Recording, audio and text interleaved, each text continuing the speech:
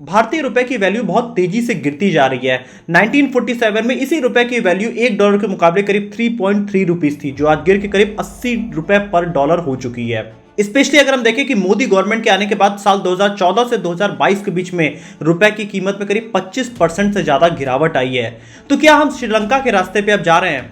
इस वीडियो में हम जानने की कोशिश करेंगे क्यों गिर रहा है रुपए की कीमत, इससे हमारी लाइफ पे क्या इंपैक्ट हो सकता है और इसमें हम क्या सेफ्टी मेजर्स ले सकते हैं अपने कंट्री में। हेलो दोस्तों, मेरा नाम है दीपक, आप देख रहे हैं डिजिटल ऑट। तो दोस्तों, अगर हम रुपए की कीमत देखें साल 2022 में तो वो करीब 6% से ज्यादा गिरी है। अगर जून में ही हम देखें तो 2% से ज्यादा रुपए की कीमत में गिरावट आई है। तो इसके पीछे क्या रीजंस है? तो बेसिकली दो बड़े रीजन सामने आते हैं। सबसे पहला रीजन है यूएस की फेडरल रिजर्व वहां पे इंटरेस्ट रेट लगातार बढ़ाती जा रही है। अगर हम देखें कि यूएस दुनिया की सबसे बड़ी इकोनॉमी है, भारत के मुकाबले 6 गुना बड़ी इकोनॉमी, लेकिन वहां पे भी महंगाई ने सरकार की नाक में दम कर रखा है। अभी यूएस की महंगाई दर एक्सपेक्टेड थी 8.8%, लेकिन वो बढ़ के 9.1% हो गई, जो कि उनका करीब 41 ईयर का ऑल टाइम हाई है। इस वजह से वहां पे गवर्नमेंट इंटरेस्ट रेट लगातार बढ़ाती जा रही है। गवर्नमेंट इस साल के अंत तक करीब 3 फेजेस में उसको 0.6 से 0.9% तक लेके जाना चाहती है, जिस वजह से डॉलर को ज्यादा स्ट्रॉन्ग किया जा सके। अब इकोनॉमीज में क्या होता है, जिसके पास बहुत ज्यादा पैसे होते हैं वो उन कंट्रीज में पैसे इन्वेस्ट करता है जहां पे उनको ज्यादा रिटर्न मिल सके। तो जो फॉरेन इन्वेस्टर थे जिन्होंने इंडिया में इन्वेस्ट किया था, वो अब पैसे निकाल के यूएस में इन्वेस्ट करना चालू कर चुके हैं। इसमें उनको 2-3 फायदे हैं। सबसे पहला रीजन है कि अगर वो इंडिया से पैसे निकालते हैं तो वो एक्सचेंज रेट में ही वो बहुत ज्यादा प्रॉफिट कमा लेंगे डॉलर वर्सेस रुपये के। दूसरा बड़ा रीजन है, अगर वो जाके डॉलर में इन्वेस्ट करते हैं तो उनको बहुत ज्यादा प्रॉफिट होगा रुपए के मुकाबले, क्योंकि रुपए की वैल्यू लगातार गिरती जा रही है। अगर उनका पैसा इंडिया में लगा है तो उनके पैसे की भी वैल्यू गिरेगी, इसीलिए वो पैसे निकाल के वो यूएस में इन्वेस्ट कर रहे हैं। तीसरा जो बड़ा रीजन है, पूरे दुनिया में मंदी आ रही है, जिस वजह से उनको लगता है कि अगर वो पैसा अपना यूएस में रखें तो वो ज्यादा सिक्योर्ड रहेगा। और पिछले एक साल के अंदर फॉरेन इन्वेस्टर्स ने करीब $32 बिलियन रुपए भारत के मार्केट से निकाल के यूएस में इन्वेस्ट किया है और बाकी जगहों पे इन्वेस्ट किया है, जिस वजह से इंडिया का फॉरेन एक्सचेंज लगातार कम होता जा रहा है और रुपए की वैल्यू लगातार गिरती जा रही है। अगर हम देखें कि भारत के स्टेट बैंक के ही तरह दुनिया में जितने सारे लाखों बैंक्स हैं, उन सब में अगर हम फॉरेन करेंसीज देखें तो 60% सबके पास डॉलर हुआ करता है, क्योंकि डॉलर दुनिया में सबसे ज्यादा खर्च किया जाता है। हर एक्सचेंज के बीच में अक्सर डॉलर ही देखा जाता है। दुनिया में 80% जो एक्सचेंजेस होते हैं वो डॉलर में ही होते हैं। दूसरा अगर हम बड़ा रीजन देखें रुपए की वैल्यू गिरने में, तो वो है रशिया यूक्रेन वॉर। 5 महीने हो चुके हैं रशिया यूक्रेन वॉर शुरू हुए और तब से अब तक क्रूड ऑयल के प्राइसेस में करीब 30% तक बढ़ोतरी देखी गई है। और इंडिया जितना भी क्रूड ऑयल यूज किया करता है भारत में, उसमें 85% वो इंपोर्ट करता है बाहर के देशों से, और वो सब डॉलर में होता है। इस वजह से इंडिया का इंपोर्ट लगातार बढ़ता जा रहा है और इंडिया अपने इंपोर्ट पे बहुत ज्यादा पैसे खर्च कर दिया और यहाँ पे ट्रेड डेफिसिट क्रिएट हो गया है।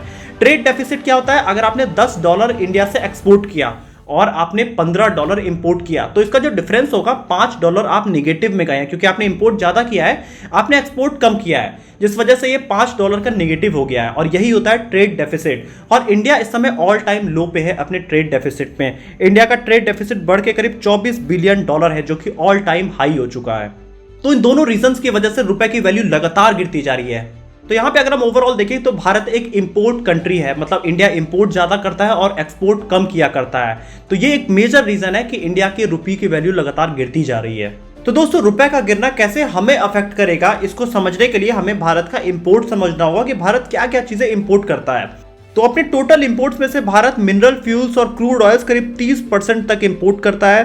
पर्ल्स और प्रीशियस स्टोन और मेटल करीब 15%, इलेक्ट्रिकल इक्विपमेंट्स करीब 9.5%, और मशीनरीज करीब 8.5%, और ऑर्गेनिक केमिकल करीब 4.8% इंडिया इंपोर्ट करता है।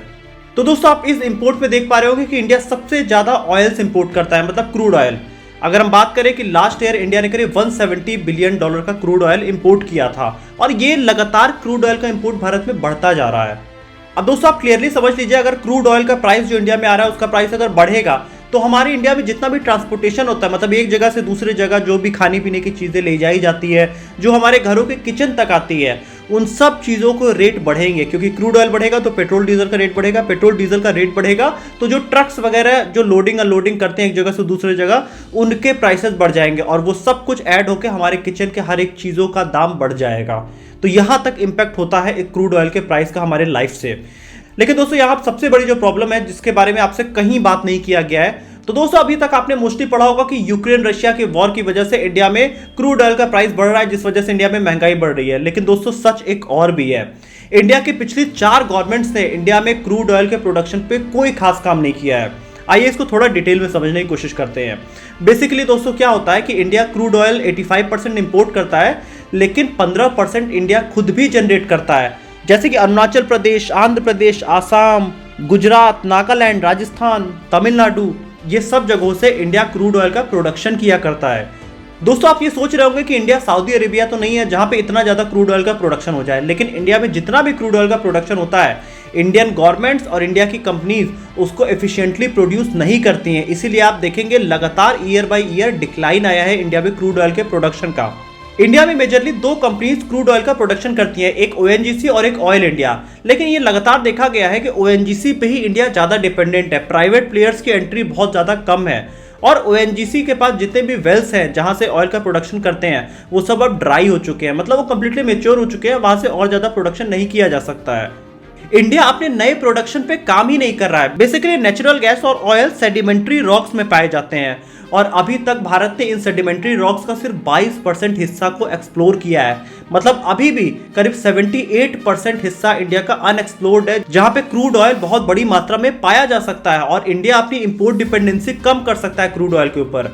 पिछले 15 सालों में इंडियन गवर्नमेंट ने करीब 450 ऑयल वेल्स पे ऑयल खोजने के लिए कई कंपनीज को दिया, लेकिन अभी तक उसपे सिर्फ 30 जगहों पे ही काम हो रहे हैं। आप इस ग्राफ में भी देख सकते हैं कि ओएनजीसी का प्रोडक्शन साल दर साल लगातार कम होता आया है, क्योंकि जिन ऑयल वेल्स पे ओएनजीसी काम कर रही थी वो सब मेच्योर हो चुके हैं और नए ऑयल वेल्स पे कंपनीज ज्यादा काम ही नहीं कर रही है, ना कि गवर्नमेंट ध्यान भी दे रही है। आप ओएनजीसी का एग्जैक्ट डेटा देख सकते हैं। ये आप आने वाले टाइम में ये लगातार देखते रहेंगे कि अब डॉलर का प्राइस ऊपर जाएगा और रुपए की कीमत लगातार गिरती जाएगी और ऐसा आप कुछ ही टाइम में देखेंगे कि रुपए की वैल्यू 82-83 दिखाई देगी।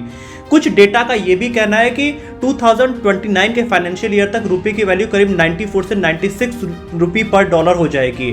तो आप यहाँ पे लगातार डिक्लाइन देखेंगे और डॉलर लगातार मजबूत होता हुआ देखेंगे। तो इनसे बाहर निकलने का एक ही तरीका है कि इंडिया अपनी इंपोर्ट डिपेंडेंसी कम करे और इंपोर्ट डिपेंडेंसी सबसे ज़्यादा क्रूड पे है, तो इंडिया को अपने ऑयल वेल्स ढूंढने पड़ेंगे, इंडिया को सेल्फ रिलायंट होना होगा, इंडिया को अपने प्रोडक्ट्स पे ज़्यादा डिपेंड होना पड़ेगा। जिस तरीके से चाइना ने अपने आप को डेवलप किया, उन्होंने अपने वो तरीके निकाले कि वो अपना किस तरीके से इंपोर्ट कम कर सकते हैं और अपने एक्सपोर्ट बढ़ा सकते हैं। इसी तरह आप देखेंगे कि जब इंपोर्ट महंगा हो रहा है तो एक्सपोर्ट सस्ता भी हो रहा है। यहाँ पे एक पॉजिटिव पॉइंट ये है कि इंडिया से जितनी चीज़ें एक्सपोर्ट होती हैं, जैसे कि दवाइयाँ एक्सपोर्ट होती हैं, फार्मा के सारी प्रोडक्ट या लेदर की चीज़ें इंडिया से बाहर एक्सपोर्ट होती हैं, तो इन सब चीज़ों में इंडिया को ज़्यादा प्रॉफिट होगा। या आईटी की सर्विसेज इंडिया से सबसे ज़्यादा बाहर दी जाती हैं यूएस वगैरह में, तो डॉलर का जो एक्सचेंज रेट होगा तो इंडियंस को ज़्यादा पैसा मिलेगा। अभी आप देखेंगे यूट्यूबर्स जो वीडियो बनाते हैं उनको भी बाहर से पैसा आता है डॉलर में, तो डॉलर के प्राइस बढ़ेंगे तो उनकी भी सैलरी लगातार बढ़ती जाएगी। अगला चीज जो भारत को करना होगा वो अपने टूरिज्म पे सबसे ज्यादा ध्यान देना होगा, क्योंकि टूरिज्म अगर भारत में आएगा बाहर से तो भारत में डॉलर्स आएंगे। अगर हम कोविड के बाद देखेंगे तो टूरिज्म में लगातार गिरावट आई है, श्रीलंका में भी टूरिज्म में बहुत ज़्यादा गिरावट आई थी। तो इंडिया अगर अपने टूरिज्म पे बहुत ध्यान देगा तो हम डॉलर के मुकाबले और ज़्यादा मजबूत हो सकते हैं, हमारा फॉरेन रिजर्व और ज़्यादा बढ़ सकता है, क्योंकि जब विदेशी भारत आएंगे तो वो डॉलर्स लेके आएंगे, तो इंडिया में डॉलर बढ़ता जाएगा। दोस्तों आप आने वाले टाइम में देखेंगे रुपए की वैल्यू और ज़्यादा गिरने वाली है। उसका एक बड़ा रीज़न है कि इंडिया जितने भी बाहर से डेट लिया हुआ है, अगर हम टोटल भारत का एक्सटर्नल डेट देखें 2022 का, तो वो है $267.7 बिलियन। मतलब इतना पैसा भारत को अगले फाइनेंशियल ईयर के पहले पे करना है। जैसे कि 2023 के मार्च के एंड तक भारत को $267 बिलियन पे करना है। तो जब भारत ये रुपए पे करेगा तो आप देखेंगे कि एक स्लाइड सा बहुत तेजी से रुपए में गिरावट आएगी। तो अगले 1 साल के अंदर आपको ये भी होता हुआ दिखाई देगा, लेकिन इससे बहुत ज़्यादा परेशान होने की जरूरत नहीं है। इंपॉर्टेंट है हमें रूट्स को पकड़ना है। रूट्स है हमारा इंपोर्ट, हमें अपना इंपोर्ट कम करना है। तो जितने भी सेक्टर्स हैं उन सेक्टर्स में भारत को सेल्फ रिलायंट होना पड़ेगा। दोस्तों फाइनली अगर हम वर्ल्ड की बाकी करेंसीज को भी देख लें कि इंडिया और बाकी करेंसीज में किस में ज़्यादा गिरावट आ रही है, तो यहाँ पे हम क्लियरली देख सकते हैं कि सबसे ज़्यादा जापानीज येन गिरा है पिछले 45 दिनों में, उसके बाद कैनेडियन डॉलर, उसके बाद इंडियन रुपीज़ में गिरावट आई है। लेकिन दोस्तों डॉलर वर्सेस रुपीज़ अगर हम छोड़ दें, हम बाकी करेंसीज में देखें तो वहाँ इंडिया का हाल बहुत ख़राब नहीं है। अगर हम बाकी रुपीज़ में देखें तो चाइनीज़ युआन हुआ या फिर यूरो हुआ या जापानीज येन हुआ, इन सब में भारत का सिर्फ चाइनीज़ युआन और यूएस डॉलर में आपको सिर्फ गिरावट दिखाई देगी। जितने 5-6 करेंसीज आप देख सकते हैं यहाँ पे। तो ओवरऑल आपको दिख रहा होगा कि डॉलर में इंडिया के ज्यादा गिरावट है, बाकी जगहों पे कम गिरावट है। तो इसमें मोस्टली एक्सटर्नल फैक्टर है। लेकिन दोस्तों अगर भारत को आने वाले टाइम में अगर इन प्रॉब्लम से बाहर आना है तो वो एक ही प्रॉब्लम का सॉल्यूशन है कि इंडिया को अपना इंपोर्ट कम करना पड़ेगा, जिसके लिए इंडिया में प्रोडक्शन बढ़ाना पड़ेगा। प्रोडक्शन बढ़ाने के लिए अच्छे इंजीनियर्स हायर करने पड़ेंगे, एफिशिएंसी बढ़ानी पड़ेगी प्रोडक्शन यूनिट्स की। तो दोस्तों यही था आज का वीडियो अगर आपको अच्छी लगी तो वीडियो को लाइक करिएगा। आप अपना ओपिनियन भी कमेंट ऑप्शन में लिख के बताइए। अगर आपको इस वीडियो में कुछ नया मिला है बाकी जगहों से तो आप इस वीडियो को दोस्तों लाइक जरूर करिएगा, शेयर जरूर करिएगा। मिलेंगे अगली वीडियो में फिर से।